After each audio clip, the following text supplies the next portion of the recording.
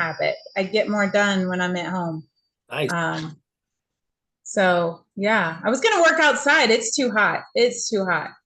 Yeah, I've tried that during COVID a few times, and my iPad would overheat and tell me it was going to shut off if I didn't get inside. So, and I usually have a rooster in the background that can be annoying too. So, Well, I've got kids at home, so I thought, well, I'll just go sit outside on the deck and take the call. And I don't think that will work. So the kids will just have to be quiet. You just got to hang out in the pool with the iPad or something beside you, make us all envious.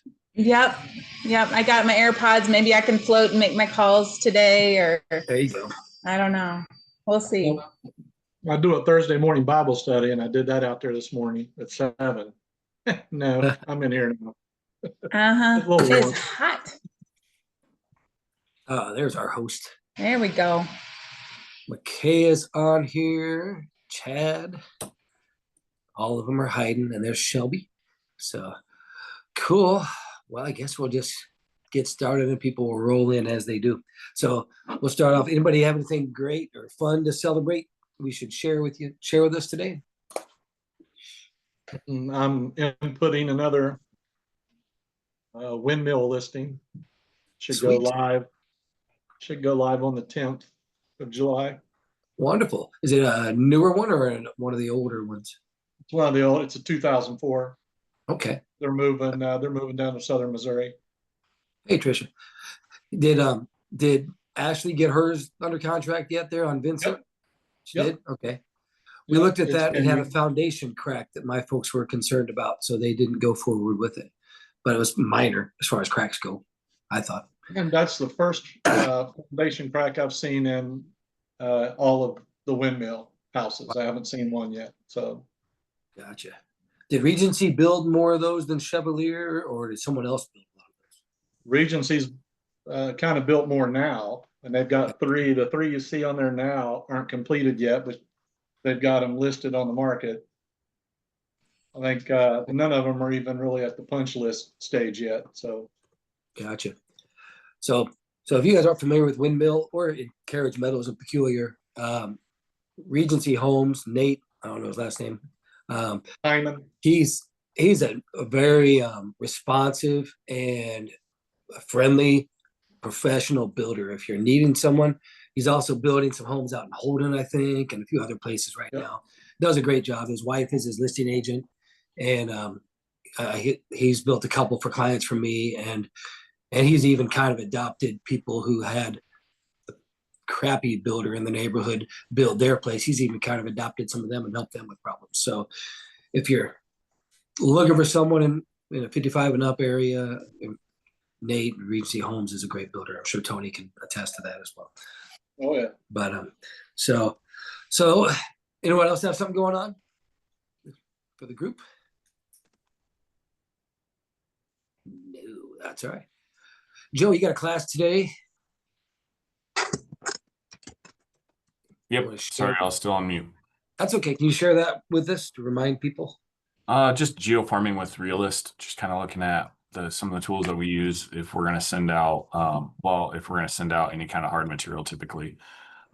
There's different ways to do it, but I'm going to show you how to get in there and pull labels, pull addresses for specific areas, and how you can utilize those as tools. Awesome. So even if you're not farming or don't plan to right away, it'd be worthwhile to go in there and just see one of the tools that we have available to us. Remind can also help with that too. Yeah, Remind does it very similar to Realist. I just use Realist more, and then I'll probably I might hit a little bit on bulk mail. That's cool.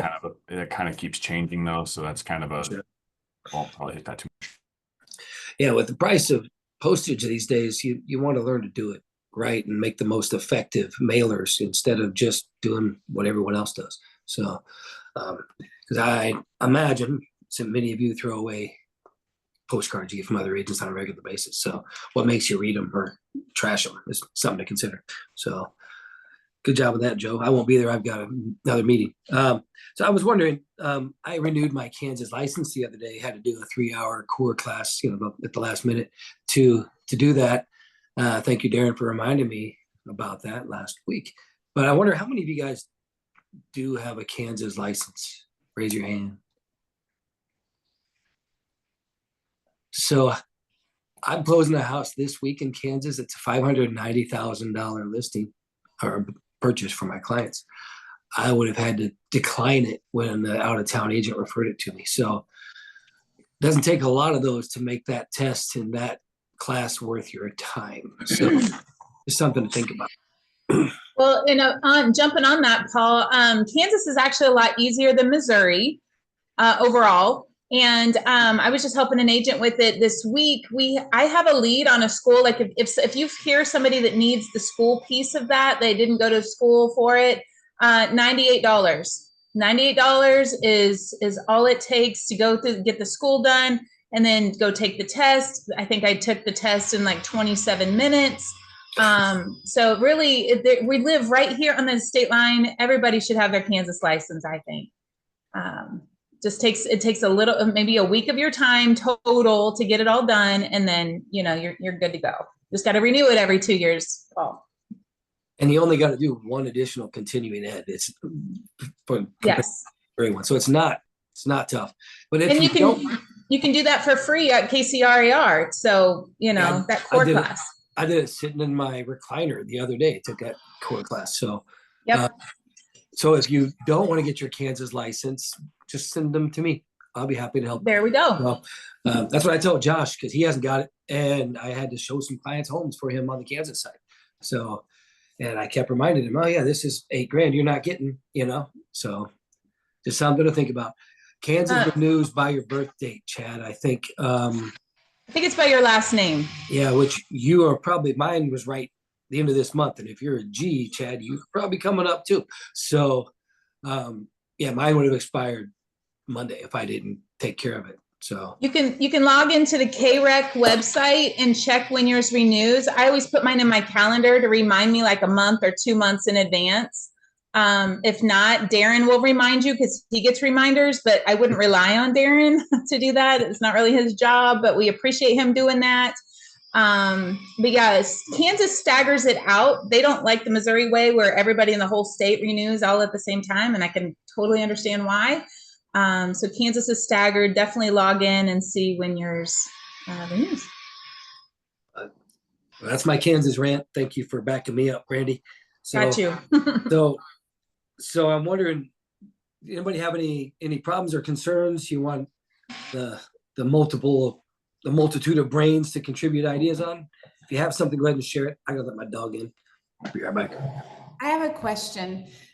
I have a listing that I have in Creekmore. They were previously listed with another agent. They canceled. I took over, so it shows a little bit longer on the market than it should, just because of the way it was presented and priced. And they do not want an open house. That kind of goes against her theory, because when they lived out of state, she was robbed during an open house. So with that to say, I cannot figure out, I need new ways to try to promote this property. I've never done an agent open house. I don't even know if that's beneficial when a house has been on the market 40 days. I think they would go with that. Ideas. I'm just looking for how else can I help promote something that kind of had a flat start. Is it priced right now, Trisha? It is. It is now? Okay. Yeah. In fact, it's very much so, in my opinion. I mean, I'm obviously open, and I gave them a range, and they did come to a good, in my opinion, price to put it in. Like, they weren't like, we got to have top dollar. And it's, 30,000 less than they originally had it listed for, when I felt it was overpriced. It's a 9-month-old house. So it's also difficult because there's no spread left, and they know they're going to lose a little bit already. So they were willing to price it appropriately. But I mean, personally, I think part of it has to do with, you have a $700,000 house, and we have had political unrest for a week or so. And I feel like the market might be a little bit like, ooh, that's a lot of money. I'm not sure I'm looking right now. I don't know. That's just an opinion I have. I could be totally wrong. Is it a 9-month-old house or been on the market for 9 years? Correct. No, No. they finished it in October, I think or September last year. Wow. Custom dream home. It's gorgeous. They left nothing out of this property. No shortcuts on expenses, even when it comes to the amount of dimmer lights they put in this house. However, you know, it's still $719,000 in Creekmore. That's not outrageous for a ranch with a finished, it's not a walkout, but it is a reverse. So anyway, it's got all the right things. I just don't know how to help my clients understand what I can and I'm willing to do. I just don't know if anybody's done an agent open house after a house has been on the market. I don't know. That's what, yeah. And yes, I have some thoughts for you. Christian had a good question. Have you checked? So have you had it on the market for 40 days or is 40 days you and the other agent together? Correct. I've had it on the market not quite 2 weeks. Okay. Okay. Well, so definitely the average days on market for Creekmore for a $718,000 house, and it was 748 probably, or whatever you said. Yeah. Is not crazy. I would definitely check the days on market, and I can, you know, me or somebody else around can show you how to do that. And see kind of what the average days on market would be. And then about your agent open house, you can do one, and I've done a couple of those, and I'm sure other people have, and I'm happy to share with you how we can pull one together if you want. We can probably even promote it and get people from the office to attend and get out there. But usually, you know, our agents already know about the house. See, usually agent open houses are to figure out, why is this house not selling? How do we get the price reduced? Or how do I convey to my seller who's not wanting to be reasonable? I can bring in 30 other agents who will say the same thing I've been telling them, and maybe they will listen. Right. You know, but it sounds like you priced it well. Anybody else have thoughts for her? Would it benefit? I mean, I'm just spitballing, but a lot of the agents or some of the agents in like the Overland Park or the Plaza KW, would it be beneficial to go in there with flyers or something in case some of their luxury type buyers want to move out of the city and get out into the county a little more? Yes. Like Ashley Dwyer did with us yesterday or the other day? Yeah, one thing I could probably send it to the KW office in Overland Park. I have sent the listing to other agents that I have done deals with in houses over 500,000, knowing that they too may have clients in that price point. You know, a lot of them don't want to move out of Kansas. You know, there's that state line problem we sometimes have with clients on which side they're only willing to live on. But no, I think that's a good idea. The skill I would like to have, and I've asked before, and then I had an answer, but then I wasn't sure I actually got how to do it, is I get emails all the time from agents going, hey, look at my dream home that's now listed. I don't know how to send one of those emails to the mass market like I receive. My TC can do that for you. She does. She has basically 3 different lists. She'll do north of the river, Johnson County, and south of the river in Missouri. And she used to charge like $50 to send an email. I don't know what it is now, but it's pretty reasonable. And who is that? My transaction coordinator. I'd be happy to connect you with her. She's been an agent for about 30 years, and she likes sitting at the computer all day, unlike a lot of us. So she's kind of weird in that regard. But I'd be happy to connect you with her to see if she could help you with that if you'd like.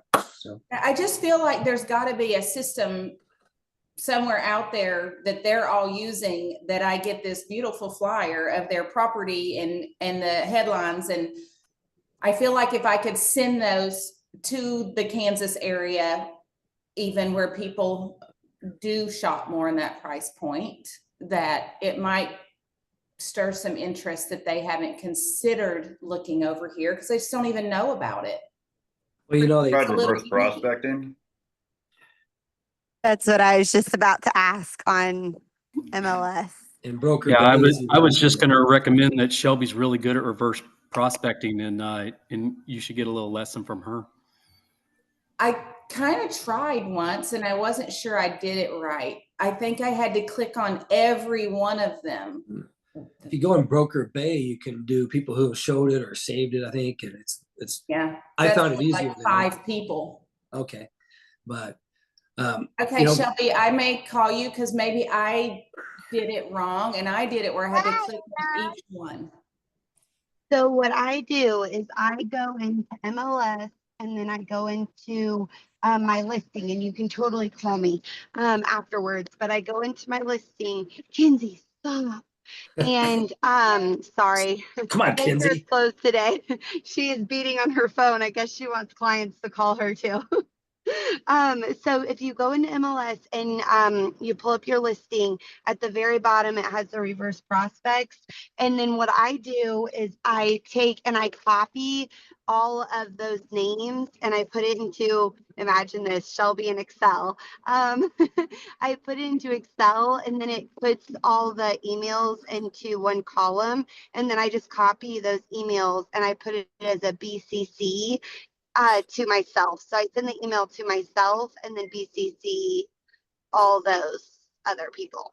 And I do it to my contact base too, just in case somebody in my database knows somebody, and it looks good because you got a listing that nice. So then people are like, oh, look up what Trisha's doing. And but those are 2 different avenues.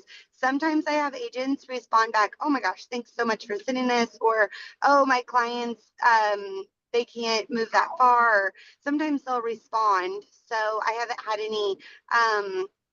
anybody actually buy, but it's just another route to tell your clients that you're trying. Has anything else sold that's similar in the last couple of weeks? There's a 715 one that sold in January, and it was 5-bedroom, 4-bath, 230 a square foot. And then there was a 657 that sold in April last year, and it sold for 657. That's 224 square foot. There's another house, older one, it built in, most everything's going to be older out there, that was built in 2012 over on Metfield, 6-bedroom, 5-bath house, 4,500 square feet. It's only $150 a square foot at 680. So that's a lot more house for a lot less money. Granted, it's older, but your competition's kind of tough. That's a conversation you can have with, like, not like nothing else selling right now. It's not your house, it's the market. I mean, you can only do so much. Yeah. And they don't seem super panicked. Like they've put a lot of trust in me. And, you know, I even sent them our chart from this month about, hey, look what our brokerage is doing. And these are the people that are, you know, on my team and partnering with you also, just to keep them encouraged. But I just thought, if I'm missing something, I want to do it. Obviously, I want to sell this house. Do they still live in the house? Yes. I wonder how would they. You have the one over on Metfield and one up the road on Bridgeshire. Both are having open houses this weekend on different days, of course, but they're both priced less and both are bigger. I wonder if how they'd feel about just say, hey, go check out these open houses so you can see your competition. And that's fair. They're priced less and they're both bigger. So it might give them some insight, because, you know, the expression I always hear is, if it's not selling, it's not compelling. And so it's basically location, price, or condition. Can't do anything about location or condition. It's new. So the missing factor is the price. So, and if you compare them to the other things they're competing against out there right now, unless someone really just wants a brand new place, they're not really competing very well. Just looking at the numbers. I haven't been in any. I get that. So, yeah. But I think it's hard to tell somebody that they just built their dream home and circumstances have changed, that it's not somebody else's dream home. Right. Right. So. Yeah. And it's tough when someone has to sell a home that quickly after building it, because they've just paid top dollar to build it. And now they got to get out. What if for whatever reason need to move? Correct. And they already know they're taking a loss. So, okay, that's helpful. Shelby, I may call you just to be sure I do it right, even though I took notes. Oh my gosh, of course. I'm available all day. I don't know if not having an open house is really going to hurt the sale that much, though. I wouldn't worry about that as much. But no, that's fine. I just was like, okay, we can't do that. So sometimes the open house is just to let your client know that you're willing to put the time and effort into it. Sure. And grab buyers. Right. Yeah. They're really more for us than them when we're honest about it. So, but which that was my next topic, was open houses. So we don't have a lot of our newer agents on here, but I was wondering, have any of us older people, experienced agents, not older, have if you're doing open houses, have you ever invited a newer agent or less experienced agent to join you and maybe shadow you? I was thinking of that this weekend. I'm gonna throw that out there. I got a vacant house, so we can have it open all freaking weekend if I want. David's gonna do a Sunday open house. I'm gonna do a Saturday one. But if anybody wants to sit in a 5-bedroom home in Peculiar with the pool and hot tub, you can use the pool at your own discretion. It's $465 for a 5-bedroom house in a dead-end cul-de-sac that's in great condition. So if your average price point is $200,000 now, and you want to meet a $500,000 buyer sitting in a house that's $500,000, close to it, might be a better way to meet someone who's shopping at a higher price point. So I'll be sure to wear my bathing suit, Paul. There you go. No, David, no. With cowboy boots, probably. So, Yeah. That's it. But that attracts a whole nother clientele. Don't do that. But I haven't seen the KW ones on the site where you can purchase them. Okay.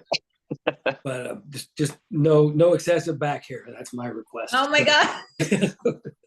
So I've never seen David's back. I'm just throwing it out there. But so my thought is, how many open houses? Do you guys have a goal every year for open houses, or how many you want to do? Or are they not really part of your game plan? And they don't have to be. I'm just curious if anybody kind of sets that as part of their goals every year, even if you're not having a lot of listings. I set one. I do an open house with every listing. Cool. I mean, the clients with this house I'm talking about, I met them at an open house I was having. Awesome. So I just closed another house in Olathe this week for $525 that I met at an open house that came to of mine. So I always hold open houses, and I try to do it the day after it goes on the market, so that if offers come in, I can still say we're having our open house. That's for me, but I want the opportunity to shake hands with people in a community.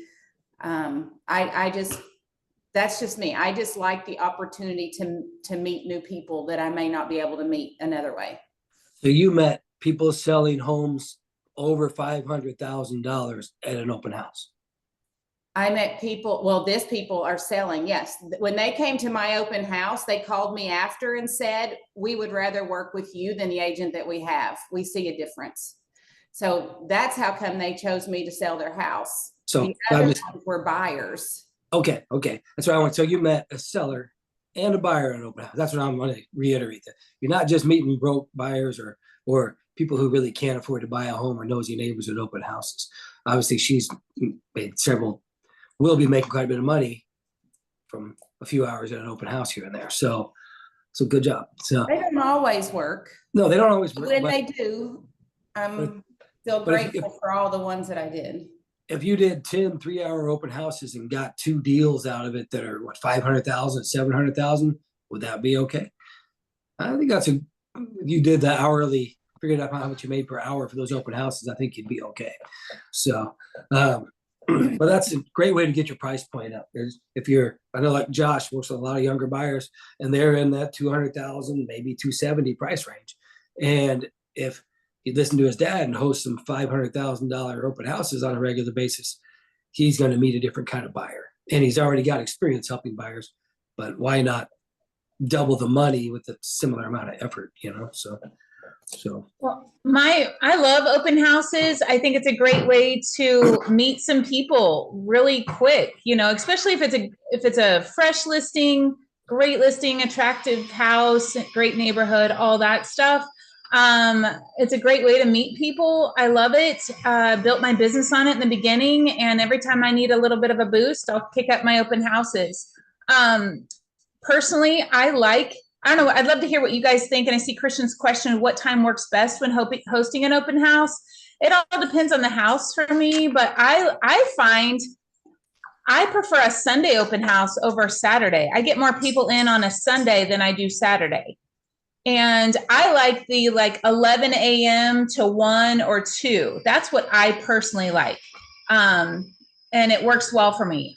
So that's what I find works best. I don't know what you guys think. Would love to hear what you think, what your experience has been. I did an open house on a Friday evening a couple months ago. I got nobody in the door. And it was a fresh, brand new listing. I think people aren't looking for open houses on Friday evenings. Not to say they can't work and they don't work. I just haven't found success doing that yet. But Sundays, 11 to 1 is my sweet spot. I like that. What about you guys? I do Saturday, almost always Saturday, 10 to 2. I kind of try to catch the pre-soccer crowd and the post-soccer crowd. So. Yep. I find my best has always been Sunday 1 to 3. I don't know if it's the people that, are driving home from church and swing in. I don't know, but Sundays are always the best for me. I did do one on a Monday the other day, but the listing was waterfront, so it didn't matter when I held it. They were going to be there. That Monday night, I had 21 people come through in 3 hours. So I think it depends on the listing. So how often, and one thing to keep in mind, if you're doing open houses, or if you're thinking about doing them or getting started with them, if you're newer, you're going to have duds. You're going to have some that nobody shows up. So you got 2 or 3 hours or however much time. So my suggestion is make a plan of something you'll do in that time, and then it's not a waste of time. Maybe you can shoot a couple videos talking about whatever, random topics or about that house, or maybe you can work on your database, make a few phone calls, ask for some Google reviews from people if you already got business or had business. It doesn't have to be just sitting on your ass doing nothing. And sitting, sometimes you might need to take a chair, because in a vacant house, kind of sucks when you get there and you realize, oh, I got to sit on the steps or the counter for 3 hours because there's nothing else to do. So just a thought. But so I know sometimes, and this might seem sexist, I don't care. So sometimes ladies do things differently than guys in open houses, like maybe things that have a scent or food and stuff, where guys sometimes open a door and just kind of hang out, maybe some bottles of water. So ladies, what kind of, and if it sounds sexist, I don't care. So ladies are probably a little more thoughtful on some of this stuff. So Brandy, Tricia, what are you doing at open houses besides opening the door and standing there and looking pretty? I think it depends on the location, and what clientele I think I'm bringing in. So that might be something. I don't serve food. I think they don't know what happened to it and who made it. I'm not going to eat somebody's cookies laying there. So a bottled water, possibly. I usually take some kind of music to turn on, because I think it's awkward how quiet it can be, and they're all trying to whisper so everybody doesn't hear their thoughts. So that's helpful.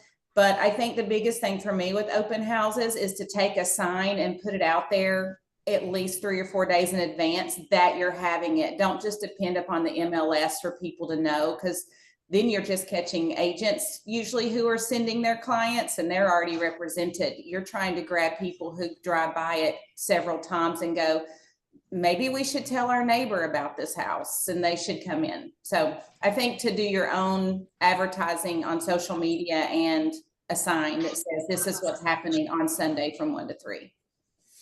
Cool. I enjoy having looky-loos come through. Looky-loos know people too. Mhm. So Yeah. love it when somebody that lives in the neighborhood comes in. Yeah, they might. They I can mean, look I gave I had on my listing, 2 people asked me, hey, can you let us know what the value of our home would be? And I said, well, let's set up a time, because they're like, if this is what this one's on the market for, what does mine look like? So I want to be the first person in their door. So I'm happy to knock on the door and tell the neighbors, hey, on Sunday from 1 to 3, here's a flyer I put on your door on 10 houses on both sides of the street, both ways. Invite your neighbors or your friends. Who else would you want to be your neighbor other than your friend? I mean, then they know, hey, this is coming, and I should tell my friends. I would rather them be my neighbor than somebody I don't know. Cool. Randy, what are your thoughts on what are you doing? Yeah, I love, like I said, I really do love open houses. I feel like if I can get in front of somebody and talk to them face to face, I have a much better chance of converting them rather than cold calling or even, meeting somebody on the phone for the first time. So I definitely love them. I know, yes, bring a chair, bring a stool, bring something to sit on.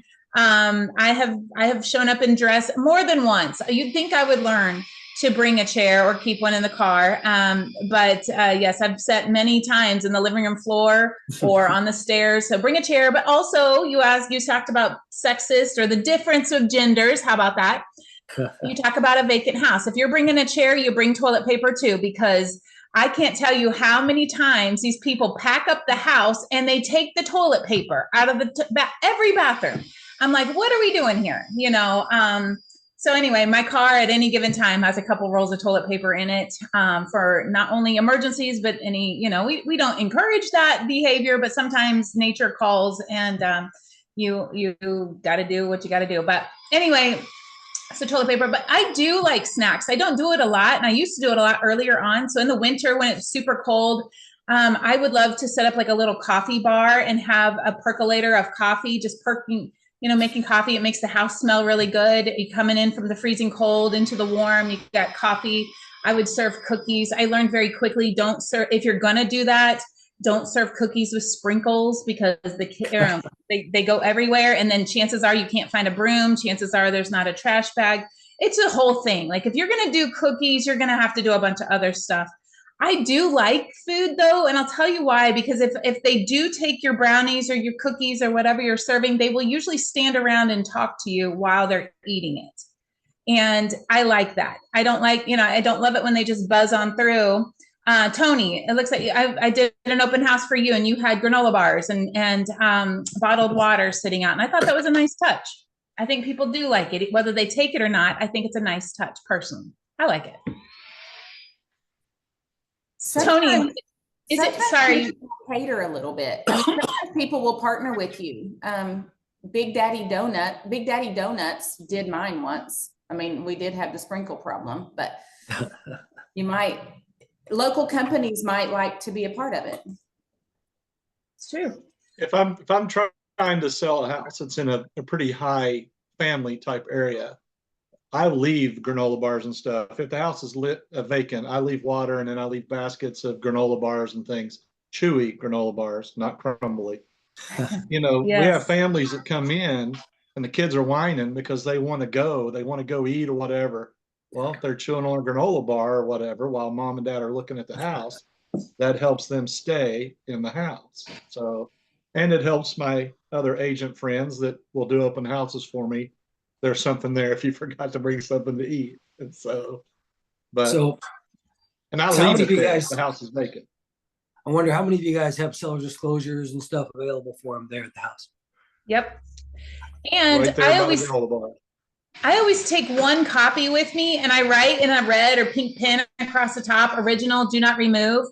And then that way, when someone asks me for it, I'm like, ooh, this is the only copy I have, but you know what? I would love to email you. So what's a good email address for you? You know what? I could even text it. What's a good number? I'll text it on over to you. I can get it to you in 5 minutes. And then I've captured their information right there. So I only bring one seller's disclosure and like one flyer or whatever I'm bringing. That's what I was going to suggest too. I used to take like 5 copies, and now I'm like, no, let me get your email. And then because I don't want to fat finger their email, I let them enter it themselves. So I know if they really want the seller's disclosure, they're going to get it. Something else I've added when I do open houses is I'll look for something near other homes nearby, similar price range, maybe a different floor plan. If someone comes in and says, "Oh, I don't like the split," oh, here's a ranch down the road. I'm done here at 2:00 today. If you like, we could look at that house at 4 or 5 this afternoon if you're available, and maybe throw something like that out. Of course, you got to do a buyer's agency. But another thing that you guys know who Sharon, I don't know, he's Indian. I don't know how to say his last name. It's like Srivatsi. He's the president of Real Brokerage, and he does a lot of great role play stuff and script stuff. And instead of saying, "Are you working with an agent?" say, has an agent or has your agent taken the time to show you how the lawsuit from last year has affected buyers agencies and what that entails, or something to that effect, instead of saying, "Are you working with an agent?" Because then they're going to say, "I don't have an agent." But if you ask them if they're working with an agent, they may not even know what that looks like. If they haven't bought a house for 30 years, they may have an agent who's a friend. That doesn't mean they've got a contract with them. So the idea of asking if their agent has explained something to them, they're probably going to say, "No, they haven't told me that at all." Like the buyer's agency stuff is pretty an easy topic that most buyers don't understand or haven't read up on unless they're in the market. So that's something I try to take out of my language now is the "Are you working with an agent?" question. All right. So if anybody want to help with an open house this weekend, there's a few listings you can help in. If you want to reach out to an agent, or someone can post in the page if you'd like help with open houses. Any other thoughts on open houses, guys? They work. My mom got an exclusive buyers on her first open house as a exclusive buyer's contract signed. So, but then the next 2, she didn't get anybody. Yeah. But what, she spent 3 hours at each one? Yeah. And got one buyer out of it. So that's still 400,000 Lee Summit. So $12,000. You never know. It's a crapshoot, but it's worth it. I did the open house up there near Trisha's house in Raymore. Had a guy come in, didn't want that house, but helped him find another house and then sold his house. That was $700,000 worth of sales from doing an open house.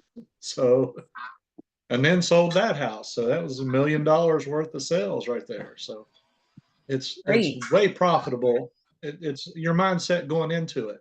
Whether I'm just sitting around doing nothing, you're still at least doing it. So. Well, absolutely. And I would say don't sleep on the follow-up. If you're going to do all this effort, you're going to advertise, you're going to give up 2 to 3 hours of time with your family. It's actually more than that when you get there, travel time, setting up signs, collecting signs. That's the worst part. I hate that. But anyway, if you're going to invest that time, you're going to gather a couple leads that may or may not seem to be anything, but follow up. And because otherwise your time you're not going to get the most out of your time. And just make sure you stay in touch with every person who came in there, except if they have another agent. Okay. Yeah. Maybe not, but follow up, put them on a search. If they don't love that house, put them on an MLS search. So they're getting something from you every day or whatever. And then just follow up. How do you like the search? Are you seeing what you like? What would you like me to change? Don't forget the follow-up. It's not just the event. So Brandy and Shelby just reminded me of 2 things. Ladies, you may not be comfortable doing one by yourself. Shelby mentioned she has a lender join her. You got to be comfortable when you're there. You don't want to be scared, but you also, got to be smart. If you do them by yourself, don't go down in the basement showing them a house where you're in a cornered position. Make sure you have an access out. Keep your phone on you. Just last thing we want is an agent to get hurt in some way. So either have someone else with you or be smart about where you are with those strangers who are in the house with you. Don't leave your phone upstairs and go downstairs with a potential client. You never know what can happen. So we want to keep you guys around. And then another thing, Brandy mentioned signs. I see a lot of licensed agents using pointer signs for open houses that look exactly like a FSBO sign. than something you get at Lowe's or Home Depot for Walmart for $10 or $8.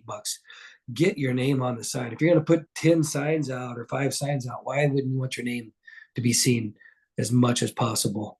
And make sure they're branded properly. You got to have our office logo on there or the name, and it's got to be visible, can't be hidden. And, whether your signs are pink or black or red, they do get attention much more than a generic sign that looks like a garage sale sign at Walmart. So spend the $15 and get some signs made. They will benefit you more than you realize. So, all right. So my next topic I was curious about, this may not take long. Is anybody reading anything good these days? Business or self-help, whatever. Anybody reading anything good?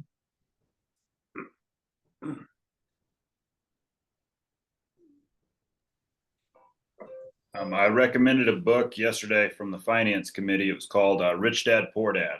It's a good one. Cool. It's all about kind of mindset.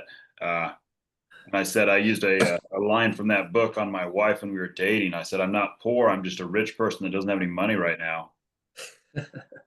And it just says, I still do the things that rich people do or wealthy people do. And I act and spend my money like this and save my money like that. There's a lot of people that make a lot of money that are still poor because they do what poor people do with money. So it's not all about how much money you make. It's kind of a mindset thing and kind of how you act. Same with successful agents. Like Nathan, used Nathan yesterday as an example. He's a successful agent because he does what successful agents do. And that's what this book's talking about, is doing what wealthy people do. It's not all about how much money we make. It's not a math problem. It's a people problem. So Rich Dad, Poor Dad, it was a good one. That's been around for like 30 years and it Yeah. doesn't change. It's the concepts still work. A book I recently finished was The Full Fee Agent. It's if you guys ever heard Never Split the Difference or read Never Split the Difference by Chris Voss, the former FBI negotiator. The Full Fee Agent is written by him. I think it's more based on his previous book, but written with a guy named, I think, Dave Shull. I think he played for the Dolphins and now is an agent down in Florida. And it's a really good book about, stating your value and fighting for every percentage of commission that you're worth, but you got to figure out how you're worth it. It's a really good book. And the main concept is don't give anything away for free. Wait for them to sign paperwork with you before you give them lots of information. So, but very good book that I just finished. And it's actually only a 5-hour audio book or so. It's a pretty quick listen. But anyone else read anything recently or maybe in the last year they suggest others look at? I'm a podcast girl. I listen to podcasts Gotcha. and audiobooks. Same. Yeah, I don't read much. I'm more audio. The Tom Ferry podcast experience is pretty good, as well as of course, Gary. Jay Papasan's got a new book coming out. I shared it in the office page the other day. I think it's out in September. It's The Rookie Real Estate Agent. So it seems like it's way overdue if you ask me, from KW, but it's basically they interviewed 25 years of newer agents and what did they learn or what helped them succeed. So that's coming out in September. You can pre-order now for $15 or something. But just something if you have any desire to recruit for profit share down the road and you want to support someone getting in the business, or maybe you want to have a team, might be worthwhile to check out, or maybe even give gifts away as they come out. So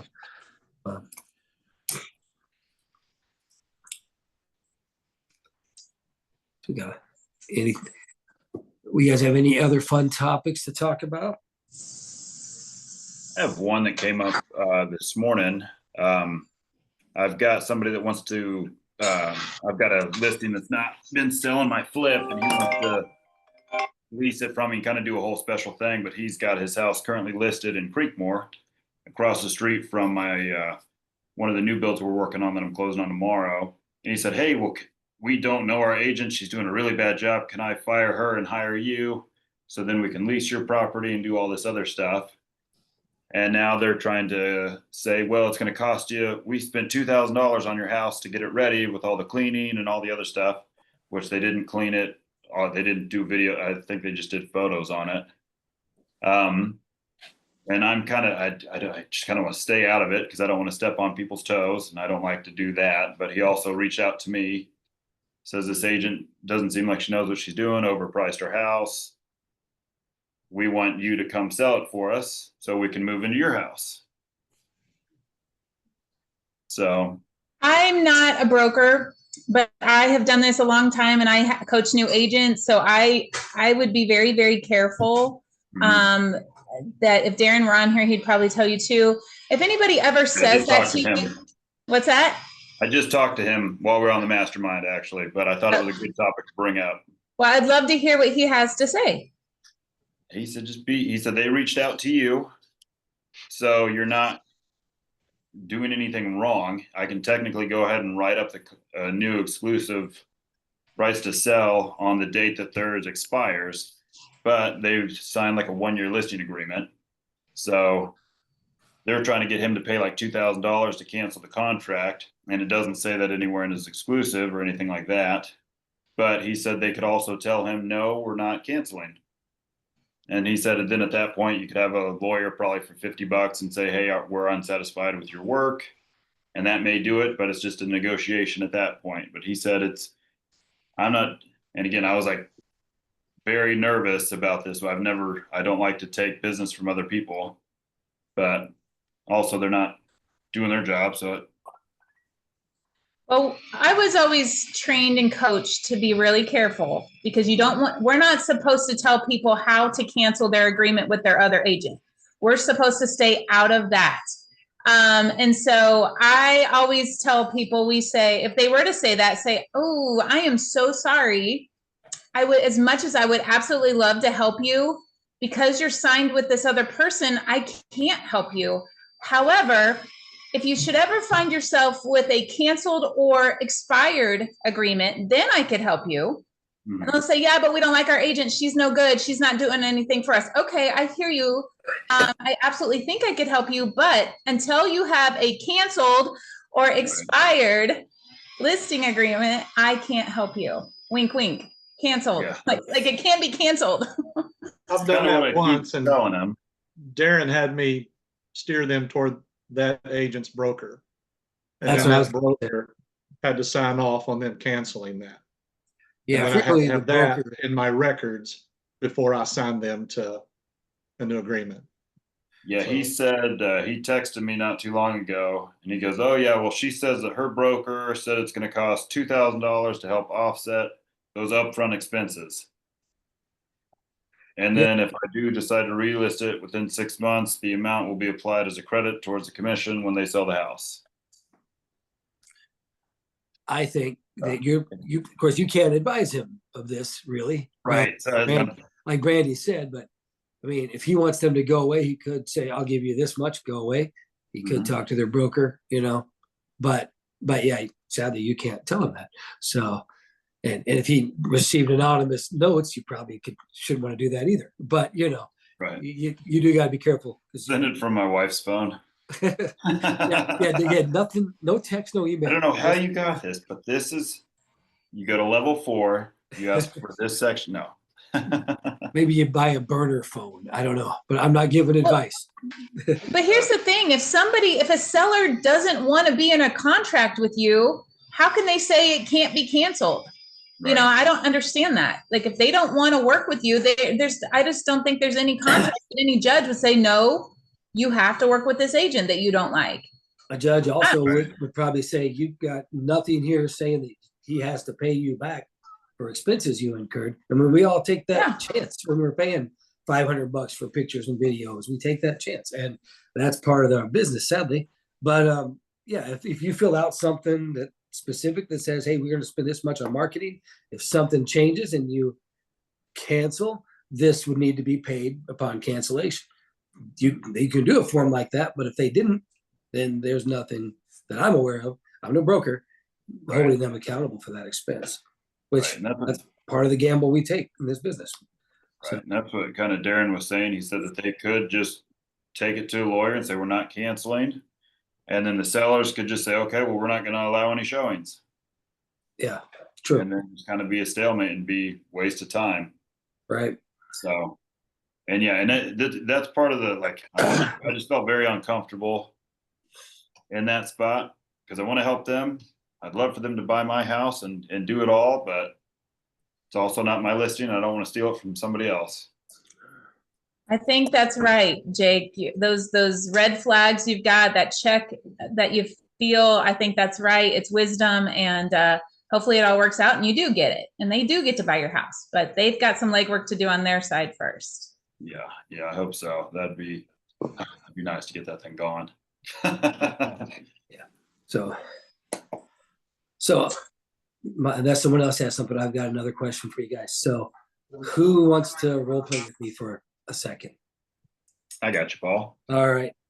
So here's the scenario, Jake. Let's say I run into you at the gym. I've known you forever. I'm not an agent. I own a home though. So, hey, Jake, how's the market? What's your response? My response? Yeah.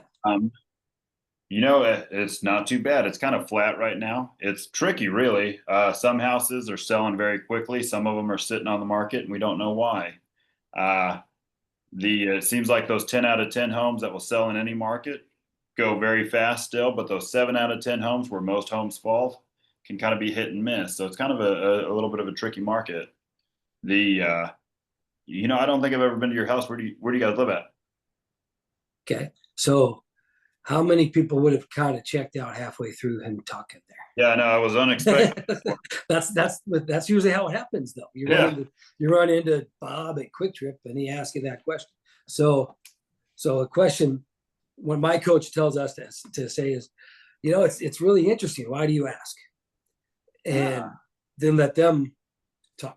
You might run into someone at a networking event or Quick Trip or wherever you are, the bar, who knows? I think I remember Scott Swaggart talking about stories of meeting people sitting at the Texas Roadhouse bar.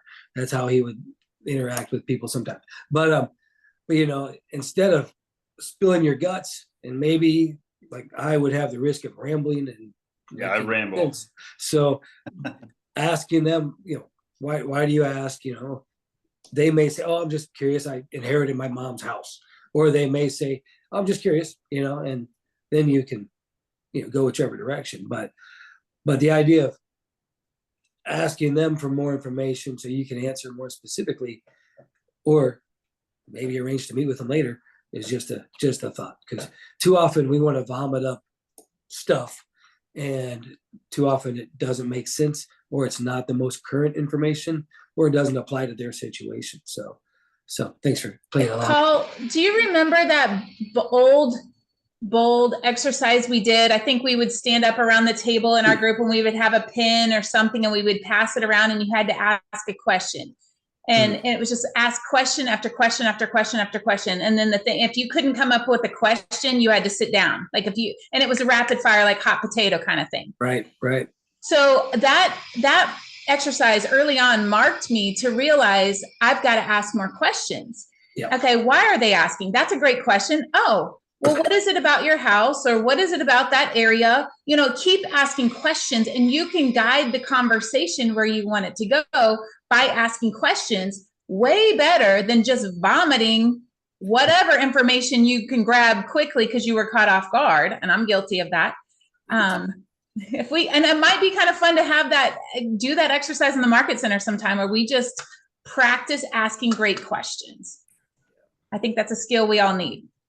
It's funny when we prep for those conversations, like the buyer consult and things like that. That's all we talk about is asking questions. But then you ask me a question at the gym off guard, and I'm like, right. It goes back to the original mindset to where I'm like, let's quit doing what worked so well and go back to the spewing information. Right.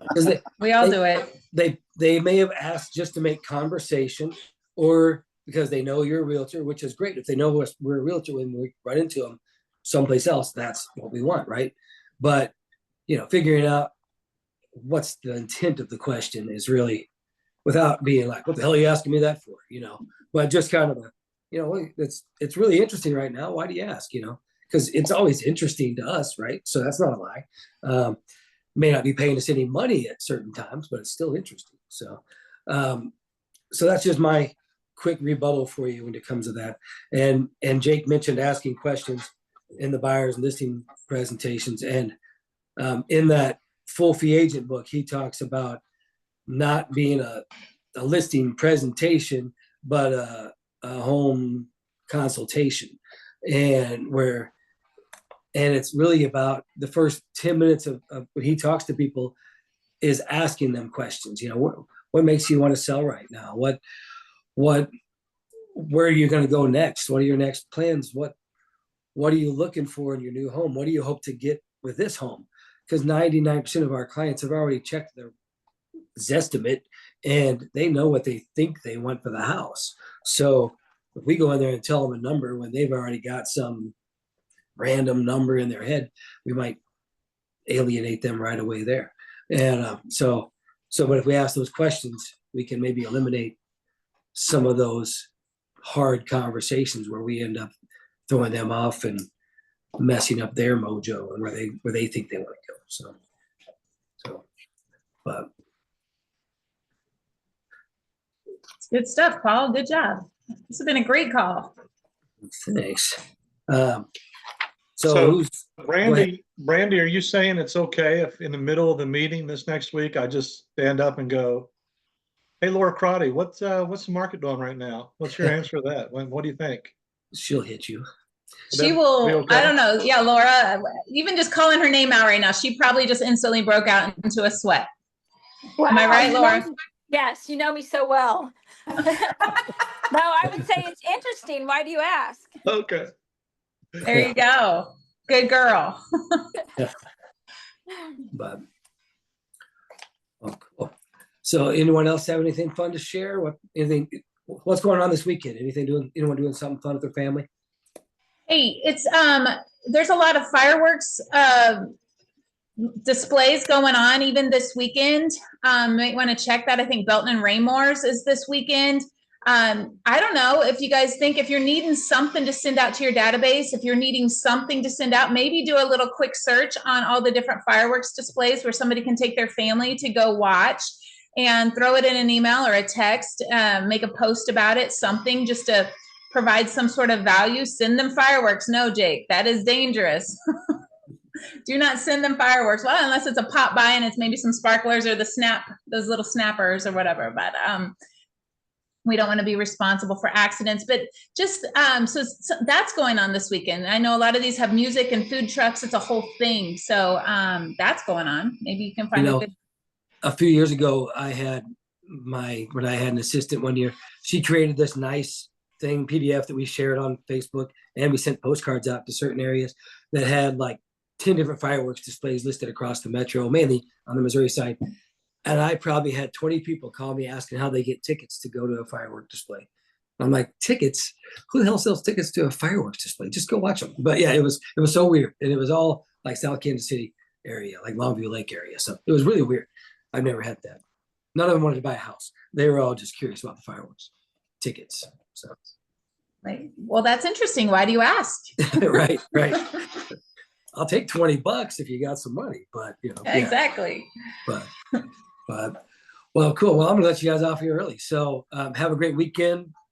Wear some sunscreen, and see you next week. All right. Thank you, Paul. Thank you all. Great job. See you, everybody. Thanks, Paul.